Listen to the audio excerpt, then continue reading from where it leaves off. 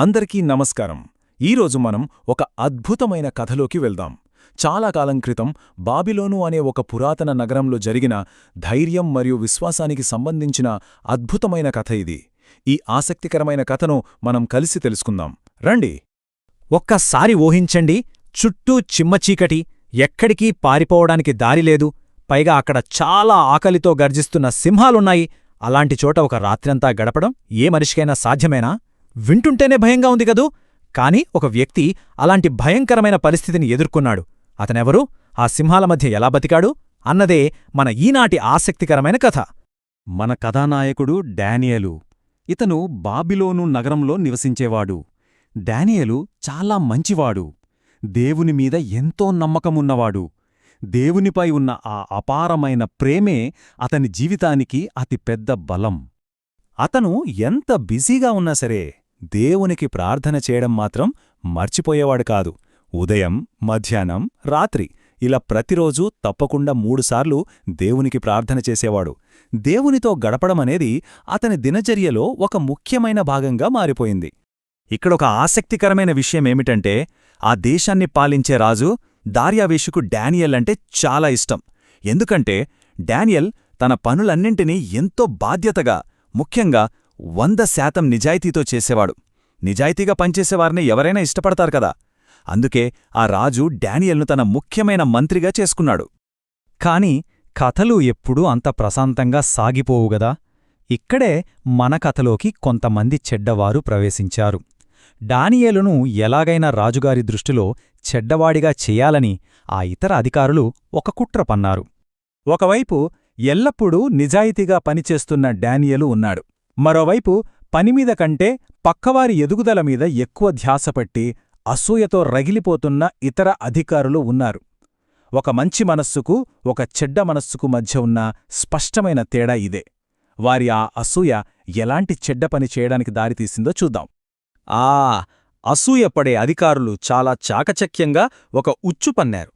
నేరుగా దార్యావేషు రాజు దగ్గరికి వెళ్లి రాజును పొగుడుతూ ప్రార్థనల గురించి ఒక కొత్త నియమాన్ని అమలు చేయాలని సూచించారు. రాజుకు తెలియకుండానే ఆయన చేతుల మీదుగానే డానియేల్ను శిక్షించాలన్నదే వాళ్ల అతిపెద్ద కుట్ర. వారడిగిన కొత్త నియమమేమిటో తెలుసా? 30 రోజులు. అవును, రాబోయే 30 రోజుల వరకు ఎవ్వరూ ఏ దేవునికైనా లేదా వేరే ఏ మనిషికైనా ప్రార్థించకూడదు. ప్రార్థిస్తే అది కేవలం దార్యావేషు రాజుకు మాత్రమే చేయాలి. రోజుకు 3 సార్లు క్రమం తప్పకుండా దేవునికి ప్రార్థించే మన డానియేలుకు ఈ 30 రోజులు దేవుడితో మాట్లాడకుండా ఉండటమనేది ఎంత కష్టమైన విషయమో కదా. పాపం, రాజు దార్యావేషు ఈ నియమం వెనుక ఉన్న కుట్రను గ్రహించలేకపోయాడు.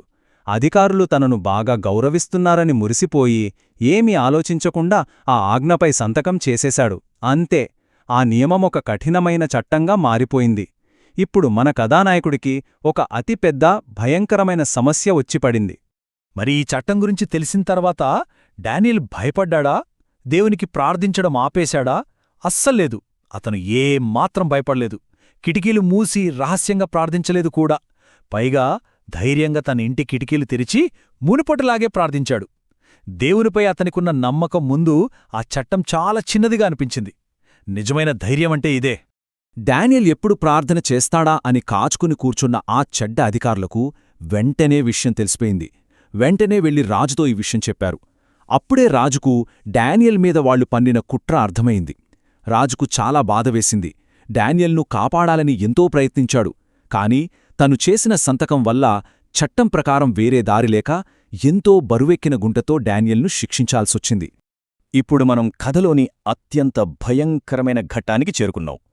డానియేల్ను తీసుకువెళ్లి ఒక చీకటి గుహలో పడేశారు. అదే సింహాల గుహ. చుట్టూ చిమ్మ చీకటి, ఎటుచూసినా నిశ్శబ్దం. కాని ఆ నిశ్శబ్దంలో ఒక భయంకరమైన గర్జన. డానియేల్ ఆ గుహలో ఒంటరిగా ఉన్నాడు. ఆ గుహలో ఉన్నవి మామూలు సింహాలు కావు. అవి చాలా రోజులుగా ఏమీ తినకుండా విపరీతమైన ఆకలితో ఉన్న సింహాలు. ఆకలితో ఉన్న క్రూర మృగాలు ఎంత భయంకరంగా ఉంటాయో ప్రత్యేకంగా చెప్పక్కర్లేదు కదా. మనిషి కనిపిస్తే క్షణాల్లో చీల్చి తినేస్తాయి. అలాంటి సింహాల మధ్య ఇప్పుడు డానియేలున్నాడు. ఏ క్షణమైనా ఏదైనా జరగవచ్చు. ఆ రాత్రి ఇద్దరికీ గడవడం ఎంతో కష్టంగా మారింది. ఒకవైపు ఆ భయంకరమైన గుహలో ఆకలితో ఉన్న సింహాల మధ్య బందీగా ఉన్న డానియలు.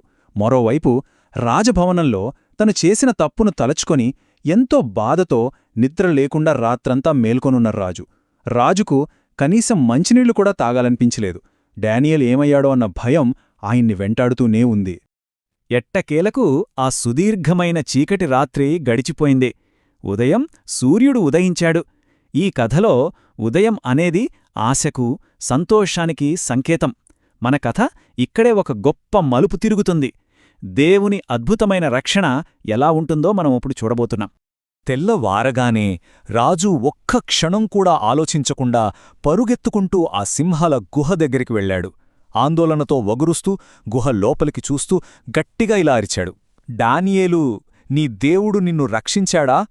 రాజు వణుకుతున్న స్వరంలో అడిగిన ఆ ప్రశ్నలో ఒక చిన్న ఆశ, లోపలి నుండి ఏదైనా సమాధానం వస్తుందా అని అందరూ ఊపిరి బిగబట్టి ఎదురుచూస్తున్నారు. సరిగ్గా అప్పుడే ఆ చీకటి గుహ లోపల నుండి ఒక స్పష్టమైన, ఎంతో ప్రశాంతమైన స్వరం వినిపించింది. రాజా, దేవుడు తన దూతను పంపి సింహాల నోర్లు మూయించాడు అని డానియల్ ఎంతో గర్వంగా, విజయవంతంగా సమాధానమిచ్చాడు. అవును, డానియల్ ప్రాణాలతో ఉన్నాడు. దేవుడొక దేవదూతను పంపి డానియల్కు కాపలాగా ఉంచడంతో ఆ సింహాలు అతన్ని ఏమీ చేయలేకపోయాయి. ఆ మాట వినగానే రాజు సంతోషానికి అవధులు లేవు. వెంటనే సైనికులను ఆదేశించి డానియల్ను గుహ నుండి సురక్షితంగా బయటకు తీసుకొచ్చాడు. అందరూ అతన్ని ఆశ్చర్యంగా చూశారు. ఎందుకో తెలుసా? డానియల్ ఒంటిమీద కనీసం ఒక చిన్న గీత కూడా పడలేదు. అతనికి ఎలాంటి హాని జరగలేదు. దేవుని ఆ అద్భుత శక్తిని చూసి అక్కడున్న వారందరూ ఆశ్చర్యపోయారు. ఈ అద్భుతమైన కథ మనకు నేర్పే గొప్ప నీతి ఏమిటంటే, దేవునిపై నిజమైన విశ్వాసం ఉంచితే మనం ఎలాంటి కష్టాల్లో ఉన్నా ఆయన ఖచ్చితంగా మనల్ని కాపాడతాడు. డానియలు సింహాలను చూసి భయపడలేదు. వాళ్ల చట్టాన్ని చూసి అస్సలు వణికిపోలేదు. అతనికి ఉన్న ఒకే ఒక్క బలం విశ్వాసం. ఇదే డానియలు ధైర్యానికి అసలైన రహస్యం. ఇక ముగించే ముందు ఒక్కసారి ఆలోచించండి, మన కష్ట సమయాల్లో మనం కూడా ఇంత ధైర్యంగా ఉండగలమా? మన జీవితంలో ఇలాంటి సింహాలు ఎదురు కాకపోవచ్చు కాని భయం వేసే పరిస్థితులు, ఇబ్బందులు ఎదురవ్వచ్చు. అప్పుడు మనం కూడా డానియల్లాగా దేవునిపై నమ్మకంతో ధైర్యంగా ముందుకు సాగగలమా? ఈ ఆలోచనను ఎప్పటికీ మనసులో ఉంచుకుందాం. ఈ అద్భుతమైన వివరణ మీ అందరికీ నచ్చిందనే ఆశిస్తున్నాను. మళ్ళీ కలుద్దాం.